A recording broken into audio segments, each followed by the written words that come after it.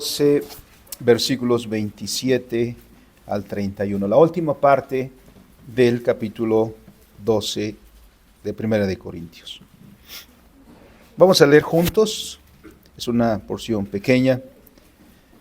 Dice la Escritura: vosotros pues sois el cuerpo de Cristo, y miembros cada uno en particular, y aún nos puso Dios en la iglesia, primeramente apóstoles, luego profetas, lo tercero maestros, luego los que hacen milagros, después los que sanan, los que ayudan, los que administran, los que tienen don de lenguas.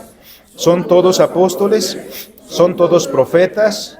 ¿Todos maestros? ¿Hacen todos milagros? ¿Tienen todos dones de sanidad? ¿Habiendo lenguas? ¿Interpretan todos?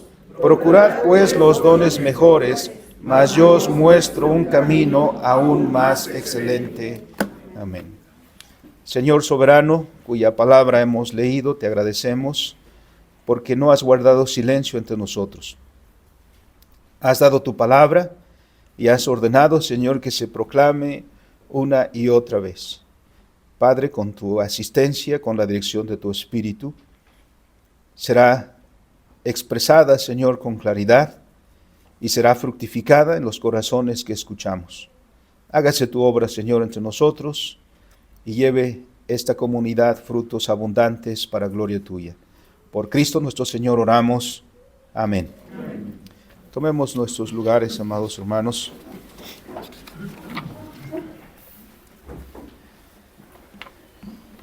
Nuestro pasaje en el cual estamos estudiando, el cual estamos desarrollando, es el capítulo 12 de la carta a los Romanos, que hay, por supuesto, un paralelismo evidente con el capítulo 12 de Primera de Corintios, por el tema que hemos leído en la última parte de ese capítulo 12, acerca de la iglesia como cuerpo de Cristo.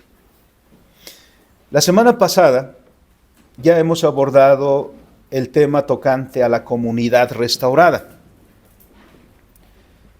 Hemos hecho referencia en esa ocasión, y para iniciar también el día de hoy, hemos de mencionar que la afectación del pecado, que la caída de la humanidad, hizo que el hombre no solo se separara de su Creador. Es decir, el pecado no solamente significó una ruptura entre la criatura y el Creador, sino que también tuvo consecuencias para la humanidad, es decir, en las relaciones del hombre con sus semejantes. El pecado también causó separación entre los hombres, entre la humanidad. Quizá no de una manera absoluta, porque la naturaleza del hombre, por la creación, es que viva en comunidad. Pero lo que sí hemos visto es que la realización de esa comunidad ha sido obstaculizada una y otra vez, pues los seres humanos somos propensos a buscar más el beneficio propio que el beneficio de los demás. Y un ejemplo claro también somos nosotros. Porque cuántas dificultades no tenemos entre nosotros, siendo que somos la iglesia de Jesucristo. Habemos entre nosotros hermanos que no nos saludamos. Habemos entre nosotros hermanos de quienes nos expresamos que nos caen mal. Hay hermanos a los que decimos no toleramos. Y eso viene de los que han sido reconciliados. Ahora, ¿qué no significará de otros? Tenemos problemas matrimoniales, tenemos problemas familiares, no nos llevamos los padres con los hijos, y los hijos, en el extremo, aborrecemos a nuestros padres. ¿De dónde viene eso? Si Dios hizo a una humanidad para vivir como un todo orgánico. Eso es a causa del pecado. Lo que dijo el Señor en Génesis 3, que para Adán espinos y cardos produciría la tierra, es significando esto también que en las relaciones humanas espinos y cardos también se dan. Y esos espinos y cardos son los que hacen el distanciamiento entre nosotros, que a veces produce que más bien sospechemos de todo mundo y nos alejemos unos de otros. Porque la experiencia nos ha enseñado que somos capaces de aprovecharnos de los demás. Usamos a los demás para beneficio propio. Y en mucho a veces disfrazando esas relaciones de buena educación o haciendo aparentar que son de verdad de interés por los otros, cuando no lo son. Hemos sido egoístas, el pecado nos ha vuelto egoístas. Sí nos relacionamos con los demás, pero porque los necesitamos. No tanto considerando la inversa, que son ellos que nos necesitan a nosotros. Si no fuera por la misericordia de Dios y la gracia común, que es que Dios sustenta, gobierna y dirige a su creación y particularmente a la humanidad, restringiendo el pecado y la expresión del pecado, porque éste no se expresa en todo lo que pudiera florecer, sino que Dios en su gracia sustenta y guarda la vida de la sociedad. Si no fuera por la misericordia de Dios, no sé de qué seríamos capaces de hacernos daños unos a otros. Si como hoy en día hemos escuchado en las noticias, las guerras se ciernen sobre nosotros y el temor siempre de una guerra nuclear. ¿Y todo por qué? Por la ambición, por el egoísmo, por codiciar las riquezas de otros. Y somos capaces de destruirnos unos a otros, incluso hasta amenazar la existencia de la humanidad misma. Vivimos en una sociedad también que expresa un individualismo cada vez más acentuado. No nos interesan los demás, solo nos interesamos nosotros mismos. El bienestar propio es el que está sobre el bien de todos los demás. Podría bien aplicarse ese dicho que en esta vida cada quien se rasque como pueda, y otros semejantes. Nuestra sociedad por eso tiene muchas cuestiones que expresan la miseria, cinturones de pobreza, personas experimentando una escasez terrible de alimento, en tanto que otros tienen hasta para tirar. ¿De dónde viene eso? ¿Por qué la falta de empatía unos a otros? No son pocos en la experiencia propia los casos en los que el hombre vemos cómo se aprovecha cuanto puede de su prójimo. El patrón explota a su trabajador. Hay violencia en todas sus expresiones, en todas las relaciones. Los abusos están presentes. También existen los casos en que la violencia no es tan evidente, pero igual nos aprovechamos de nuestro prójimo en situaciones como el fraude, el engaño, que con apariencia de ayuda podemos despojar a nuestro semejante de lo que legítimamente le corresponde. Todo esto a causa del pecado. Pero en ese contexto es cuando brilla el Evangelio de nuestro Señor Jesucristo. Si el pecado significó la separación del hombre de su Creador y significó la separación del hombre de su prójimo, el Evangelio significa reconciliación. Con el advenimiento de nuestro Señor Jesucristo y su obra redentora, el Evangelio también impacta a la vida de la comunidad porque inicia por salvar a la persona.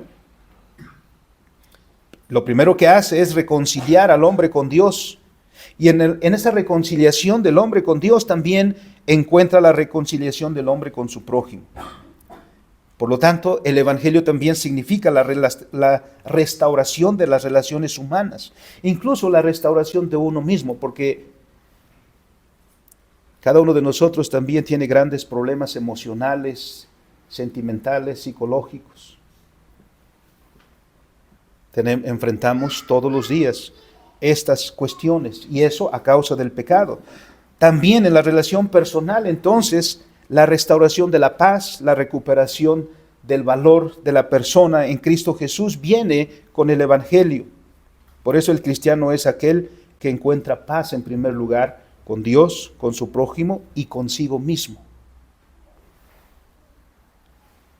En este contexto, después, hermanos, y del capítulo 12, lo que queremos resaltar es particularmente que los dones del Espíritu definen nuestro lugar de servicio en la comunidad para la restauración de la humanidad en una comunidad de ayuda unos a otros, donde los otros interesan y uno interesa a los otros. Y eso por algo muy sencillo en principio, porque vivir en comunidad es una demanda del Evangelio. A veces he mencionado que cometemos errores los pastores, bueno, dentro de todos los que cometemos, a veces suele ser este. Visitamos a algunos hermanos y algunos hermanos expresan que han dejado de venir a la iglesia porque alguien nos los saludó, o porque al saludarlos alguien le hizo un gesto, o porque en el momento de algún convivio alguien se apresuró a la mesa antes que otros, cosas por el estilo. A veces los pastores lo que decimos es: hermano, pero usted no va a agradar a los demás, usted va a adorar a Dios.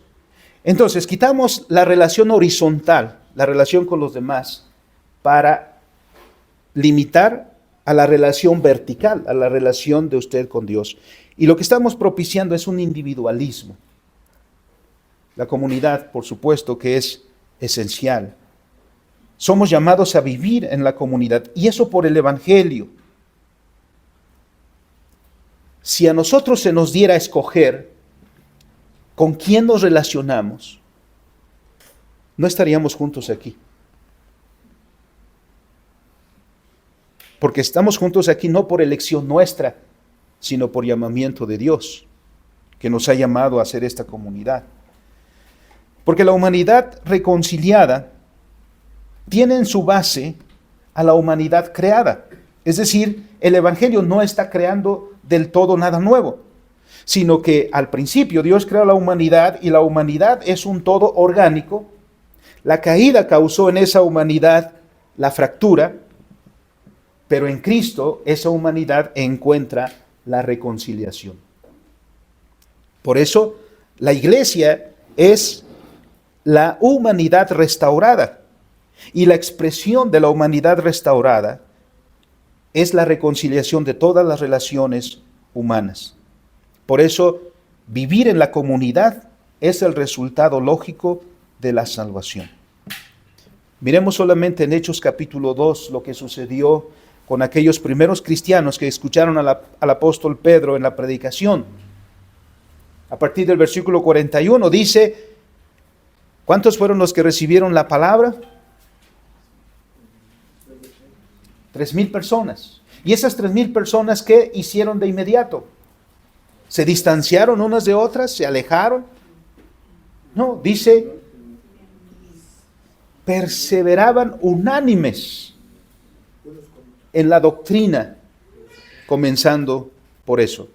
Luego, expresando el compañerismo de muchas maneras: comiendo juntos, orando juntos, visitándose unos a otros, preocupándose unos a otros, unos por otros, como en Hechos capítulo 6, donde encontramos que la iglesia se preocupa por las viudas y por los huérfanos. Pero luego en el capítulo 5, o antes del capítulo 6, en el capítulo 5, miramos a Bernabé en el amor cristiano, procurando el bienestar de los que no tenían sus necesidades básicas subsanadas. Vendió su casa, vendió una propiedad y trajo eso a los apóstoles para que con eso ayudaran a los necesitados. Esas expresiones de amor, nadie las impuso. Dijo Pedro a Ananías y Zafira: ¿quién les pidió que vendieran su propiedad? Nadie. Y vendiendo su propiedad, ¿quién les exigió que trajeran el dinero? Nadie. Podrían haberse quedado con la propiedad y no pasaba nada. Vendieran la propiedad, se podían quedar con el dinero y no pasa nada. ¿Quién les pidió? El querer simular, el querer fingir y engañar era su pecado, lo cual fue gravemente sancionado por el Señor. Aquella expresión de compañerismo entre los cristianos era del amor a Dios en primer lugar, porque el que ama a Dios también amará a su prójimo. Esa comunidad es la comunidad restablecida en Cristo Jesús, donde el prójimo encuentra también su lugar y su relación con los demás. Ahora bien, no debemos entender que lo que dice el apóstol Pablo es de única exposición del cuerpo eclesiástico, sino es de toda la humanidad en todas las relaciones que tenemos como seres humanos. Yendo a Romanos capítulo 12, hermanos, iremos avanzando a partir del versículo 4. Porque el apóstol Pablo dice, porque de la manera que en un cuerpo tenemos muchos miembros, pero no todos los miembros tienen la misma función. En primer lugar, dice la Escritura, somos un cuerpo. Habla aquí de unidad. En el texto en cuestión, el apóstol Pablo, y en otros, como en 1 Corintios, capítulo 12, el apóstol Pablo usa la imagen del cuerpo humano para ilustrar la relación orgánica entre los redimidos. Esta es una ilustración que Pablo usa mucho, como hemos leído también en 1 Corintios 12, para mencionar que la iglesia, la nueva humanidad, somos reconciliados en Cristo Jesús y somos un cuerpo. Aquí la mención es un tanto resumida. Veamos los versículos 4 y 5. Dice, de la manera que en un cuerpo tenemos muchos miembros, así nosotros somos un cuerpo. Somos muchos y siendo muchos somos uno. Ahí está nuestra unidad. Como vemos, la unidad no la establecemos nosotros. La unidad nos la da Dios, porque al llamarnos, Él nos vuelve uno, nos acerca unos a otros. En la primera carta a los Corintios, esa expresión de Pablo de ser un cuerpo, es un poco más extensa en la referencia, como hemos dicho en el capítulo 12.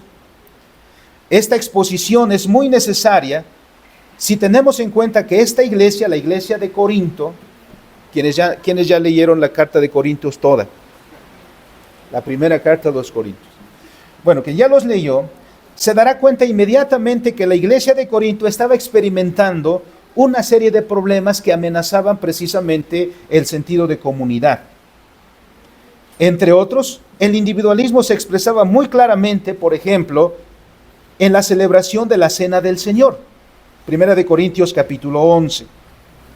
¿Qué sucedía cuando se celebraba la Cena del Señor? Que en ese punto era cada semana.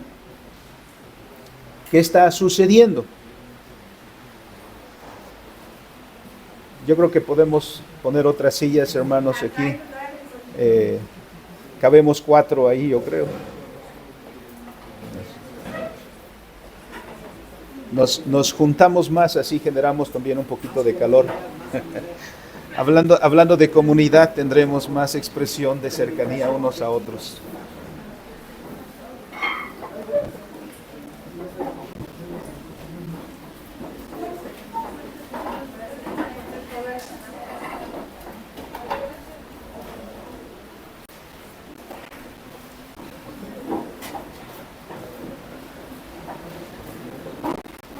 Ven, si nosotros no nos queremos juntar, el Señor hace que nos juntemos.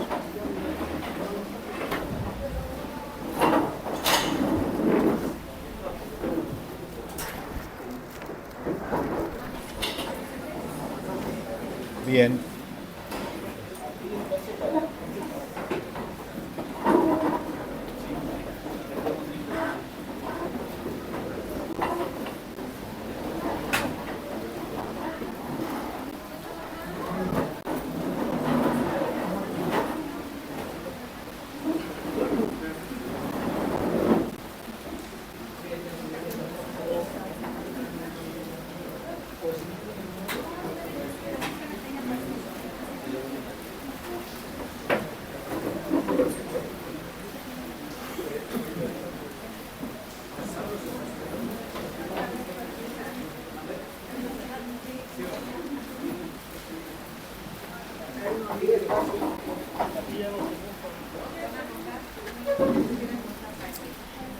Bien, hermanos.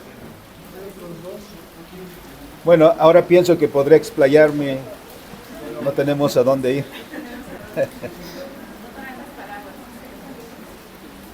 Acá tenemos dos, hermanos. Bien, decíamos en 1 Corintios capítulo 11, ¿qué es lo que ocurría en la celebración de la Cena del Señor? En esta ocasión, en la celebración de la Cena del Señor, es donde el amor fraternal, es decir, la comunión, el amor fraternal debería tener su mejor expresión. Eso es lo que sucede en una comida, ¿no? ¿Por qué siempre que nos queremos reunir como familias decimos, hagamos una comidita? ¿Por qué? Porque no solamente es llenar la barriga, es el acercamiento, es el compartimiento, ¿no? Es promover la fraternidad. Bueno, en la Cena del Señor es en la ocasión donde más se debería manifestar el amor fraternal. Pero ¿qué nos dice el apóstol Pablo que sucedía? ¿Qué nos dice el apóstol Pablo que sucedía con los hermanos de Corinto? Versículo 18 dice, cuando os reunís como iglesia, oigo que hay entre vosotros divisiones, porque al comer, bueno, nosotros no hemos visto eso, así tenemos que imaginarlo. Cuando dicen a comer, cuando se hace la oración y decimos amén, los primeros salen con su plato a rebosar. La pechuga del pollo, la piernita del pollo, y los últimos, las patitas del pollo. ¿No? Pablo dice, cuando os reunís para comer, oigo que hay divisiones entre vosotros. Porque al comer cada uno se adelanta a tomar su propia cena, y uno tiene hambre, y el otro se embriaga. Es decir, uno tiene demasiado mucho, y otro tiene demasiado poco. ¿Dónde está el amor cristiano ahí? ¿Dónde está la fraternidad cristiana? ¿Dónde está el decir, hermano, primero tú? Primero nosotros. Pablo está diciendo entonces, hermanos, somos un cuerpo. Nos pertenecemos unos a otros. Y Pablo dice en 1 Corintios, el ojo no le puede decir a la mano, porque no eres ojo, no te necesito. O la mano no le puede decir al pie, porque eres pie, no te necesito. Nosotros no le podemos decir a nadie, porque no eres como yo, no te necesito.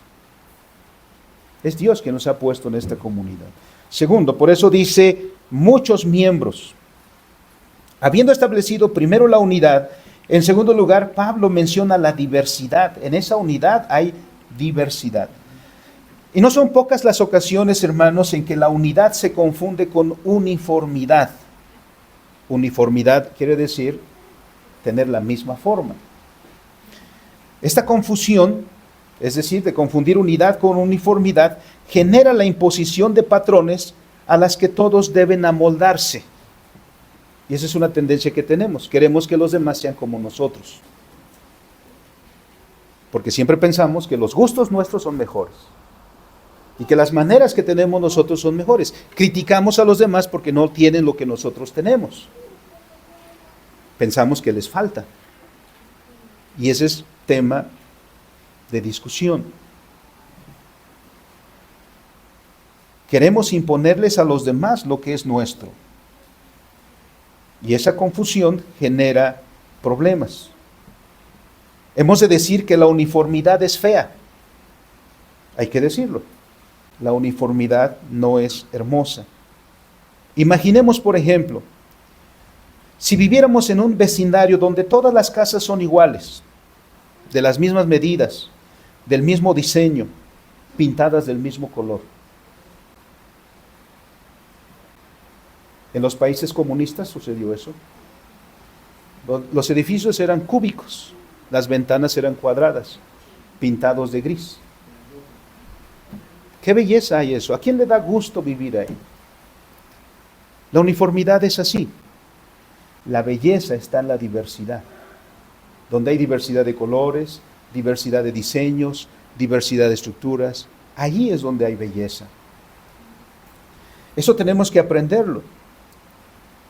Imaginemos pues entonces que vivimos en un vecindario donde las casas son de diversas arquitecturas, de diversos colores, unos con jardín, otros sin jardín, otros con macetas, otros con ventanas que tienen enrejados hermosos, etc. Da gusto caminar por ahí. Y esto resulta en ser armonioso a la vista. Eso sucede con la iglesia. En la iglesia hay diversidad que se debe manifestar en la unidad. La uniformidad, como hemos dicho, es monótona y esto aplica a la humanidad redimida.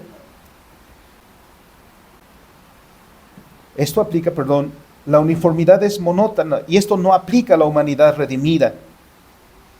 No aplica a la iglesia, porque Dios ha enriquecido a cada uno con una identidad propia. ¿Quién es el que ha hecho a cada uno en la manera que es, en su individualidad, en sus particularidades? Eso lo ha hecho Dios. Uno es chaparrito, otro es alto, uno moreno, uno blanco. Uno sabe de música, otro no, pero otro sabe de arte, otro no. A uno cocina delicioso, el otro no. ¿Quién ha hecho esta diversidad? Esto lo ha hecho el Señor y lo ha hecho bien para enriquecernos. Solo que el pecado nos conduce siempre al individualismo. Por eso, las Escrituras nos conducen en esto.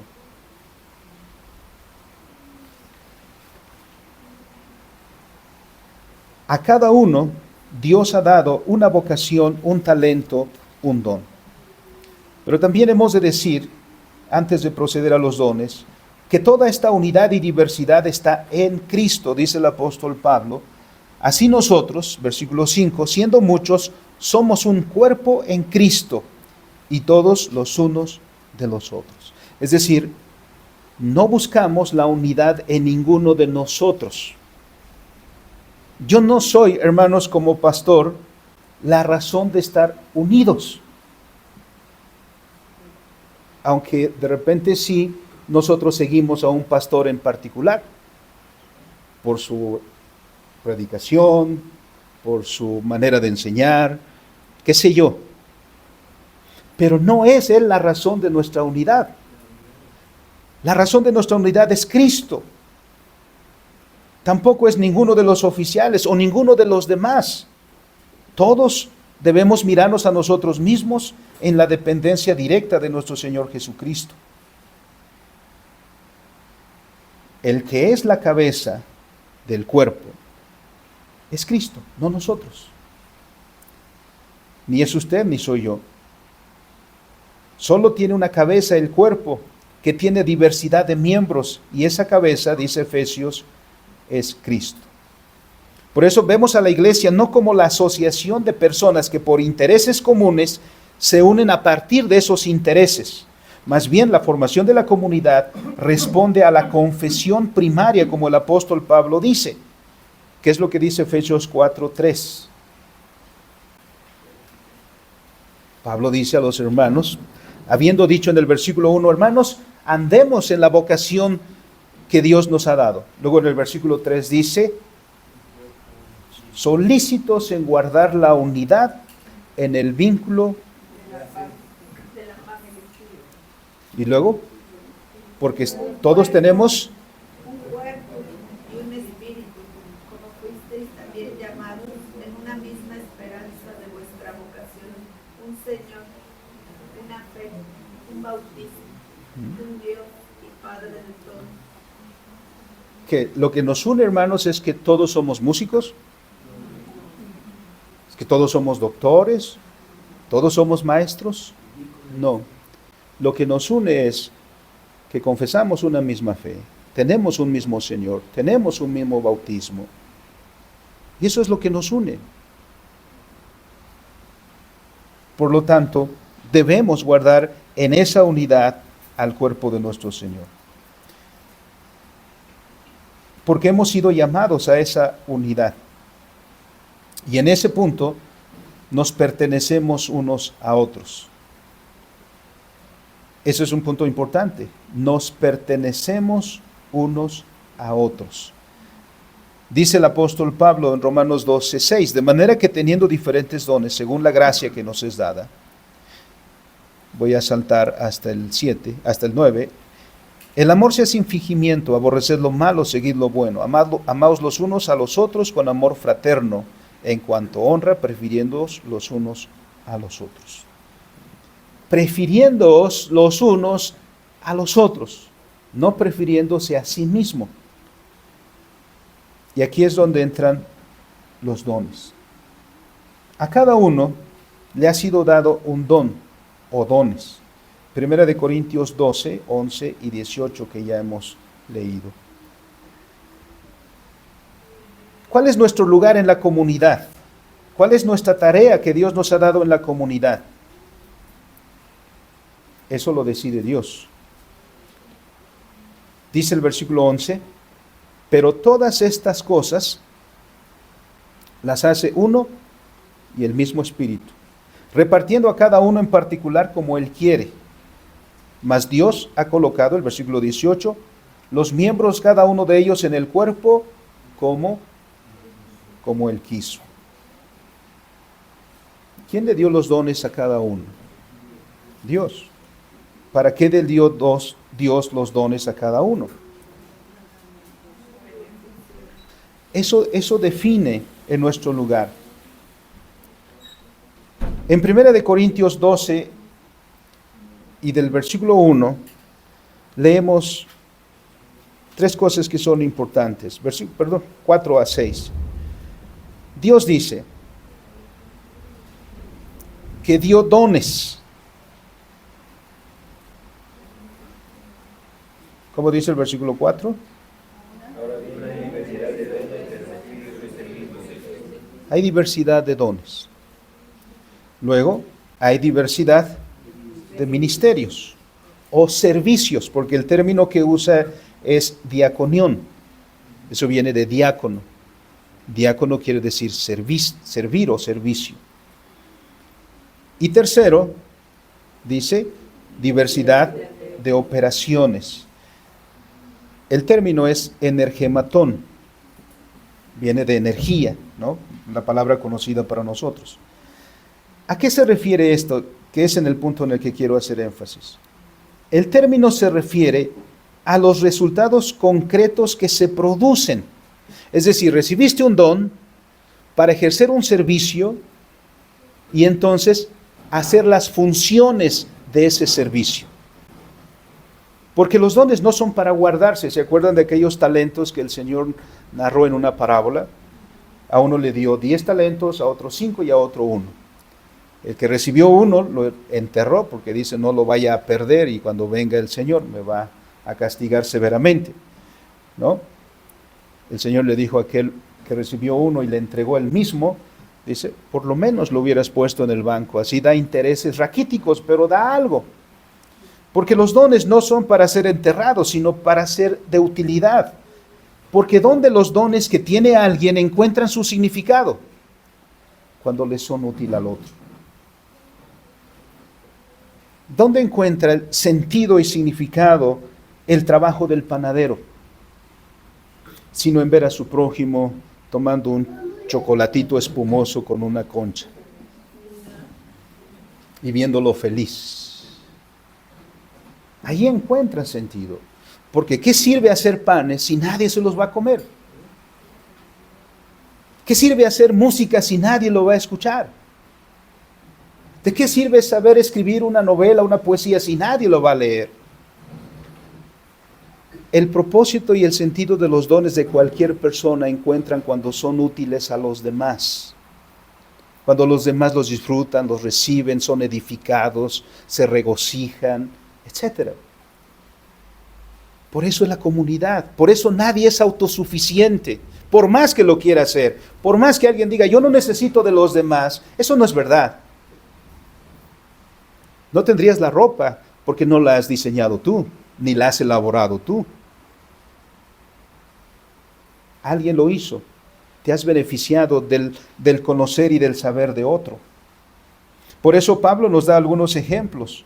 Porque los dones no son una posesión para la autoexaltación, para la fama o para el orgullo. No andamos buscando con los dones likes, ni andamos buscando seguidores, porque el afán nuestro no es tener followers o ser influencers. Lo nuestro es desarrollar los dones que Dios nos dio para bien de los demás. Por eso Pablo dice, dando algunos ejemplos, el que tiene don de la enseñanza, adivine qué es lo que Dios quiere de él, que se ponga a enseñar. El que tiene el don del servicio, el servir. El que tiene el don de lenguas, que hablen lenguas. El que tiene el don de interpretación de lenguas. Entonces, ¿qué sabes hacer? Cuando los jóvenes están luchando por saber a qué me voy a dedicar, qué profesión voy a elegir, qué carrera voy a estudiar, es muy simple. Mírate a ti mismo. Mira los talentos que tienes. Mira los dones que tienes. Porque si tienes el don de profecía y quieres servir, miren, cuando se trata de repartir un pastel, ustedes identifican hermanas aquí en esta comunidad que saben partir un pastel, que va a quedar exacto. Que dicen, a ver, ¿qué tan grande es el pastel y cuántas personas son? No sé si tienen una mente matemática que entonces dicen aquí, y exacto. Se lo dan a alguien más y hace unas rebanadotas al principio y dice, no, ya no va, los últimos van a hacer casi una radiografía de pastel. Son dones, son talentos. Ahí encontramos entonces, mírate a ti mismo, ¿qué es lo que te dio el Señor? Eso es lo que debes desarrollar, lo que debes procurar, lo que debes hacer. Ahora bien, dice el apóstol Pablo, que todo eso debe desarrollarse en amor. Porque el amor es el que cohesiona. La motivación central del ejercicio de nuestro oficio es el amor. Porque si decimos que amamos a Dios, pero dice la Escritura, 1 de Juan 4:20, pero no amamos a nuestros hermanos, somos mentirosos. Cuando la Escritura dice que amemos a Dios y amemos a nuestro prójimo, ¿cuál es la mejor manera de mostrar nuestro amor al prójimo?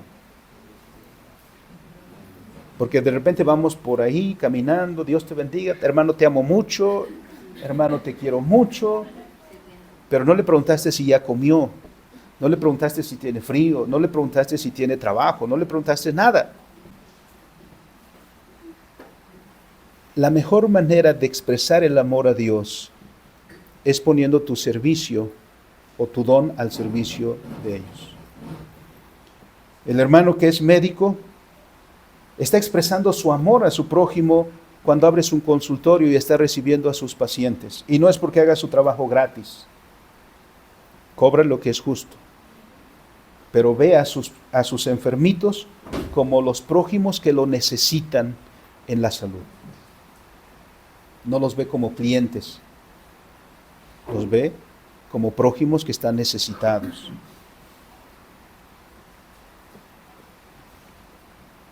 En todas las diversas profesiones, ese es el mismo principio. Porque aquello que Dios le ha dado a hacer está siendo de provecho en amor a su prójimo. Por eso dice el versículo 7 de 1 Corintios 12, el apóstol dice para provecho.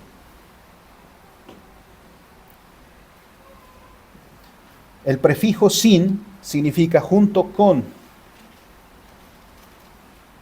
Y luego el verbo fero significa traer. Y eso significa entonces combinar de manera que rinda una ganancia, especialmente por una concurrencia de circunstancias que resulte en beneficio o avance. Tu don y los dones sirven al avance de la sociedad, sirven al avance de la comunidad. Por eso, cuando hay falta del sentido de comunidad, no avanzamos. Imaginemos un equipo de fútbol donde todos quieren brillar. ¿Qué será del equipo? El que es defensa se quiere lucir y quiere meter un gol. El que es delantero quiere lucirse ahí, no sé. Mientras el otro le dice, estoy libre acá, pásamela. No, él quiere dominar el balón. Ese tipo de actitudes lo que hacen es estancar. Donde hay avance, donde hay desarrollo, donde hay éxito, es donde cada uno toma su lugar, hace lo que tiene que hacer. Allí hay desarrollo, ahí hay avance.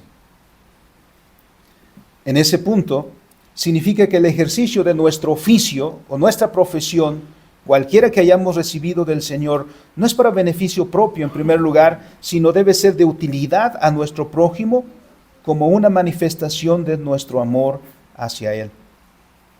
Por eso es que aquí no cabe la hipocresía. El amor debe ser, Romanos 12:10, sin fingimiento. Literalmente quiere decir un amor devoto, un amor dedicado. Al final de su argumento, en la primera carta a los Corintios, el apóstol menciona que son tres las cosas más importantes para el cristiano: la fe, la esperanza y el amor. Y de estos tres, ¿cuál es el más importante? El amor. ¿Por qué? Porque fe sin amor o esperanza sin amor. Pero el amor, como el punto que cohesiona a lo demás, da lugar a la expresión de la vida que Dios quiere. Por eso, ese versículo final del capítulo 12 da lugar al pasaje que se conoce como el himno al amor. 1 Corintios capítulo 13. Y no es porque Pablo sea romántico, ni ese capítulo 13 sea una poesía romántica, sino porque ahí establece los principios del deber cristiano, el amor unos a otros. Y entre otras cosas dice, el amor no es jactancioso, el amor no busca lo suyo, el amor no es egoísta. Pablo lo dice en otro lugar, nadie debe tener más alto concepto de sí que el que debe tener, más bien, considere a los demás como superiores a uno mismo. Termina diciendo que compartamos. Las necesidades de mi prójimo son mi deber cristiano en amor. Mi prójimo necesita salud, mi prójimo necesita casa, mi prójimo necesita abrigarse, mi prójimo necesita cuántas cosas. Vivamos en comunidad. En conclusión, hermanos, el pecado nos separó de Dios, pero también nos separó de nuestros semejantes. Y todavía, aunque hemos sido reconciliados en Cristo, todavía tenemos vestigios de esa separación entre nosotros, de manera que nuestro sentir de comunidad no es perfecto. La misma iglesia experimenta conflictos, roces, enfriamiento unos con otros, apatías. Eso no debe ser, hermanos. Y entre nosotros tenemos problemas matrimoniales. Nos hemos distanciado como esposos. Como familias nos hemos distanciado. Los padres de nuestros hijos y los hijos de nuestros padres. Y las relaciones son dolorosas. Las relaciones entre gobernantes y gobernados. Los gobernados, cómo se expresan de los que los gobiernan. Y los que los gobiernan solo se aprovechan de los ciudadanos. Veremos eso en Romanos 13 acerca de la autoridad. Las relaciones laborales experimentan injusticias y abusos. La explotación es un asunto de todos los días. Y eso solo como una muestra. Los cristianos debemos ser luz y sal de la tierra. Eso significa que debemos restaurar la vida en comunidad, comenzando por ser nosotros, como los hermanos de Hechos 2, una comunidad en Cristo Jesús.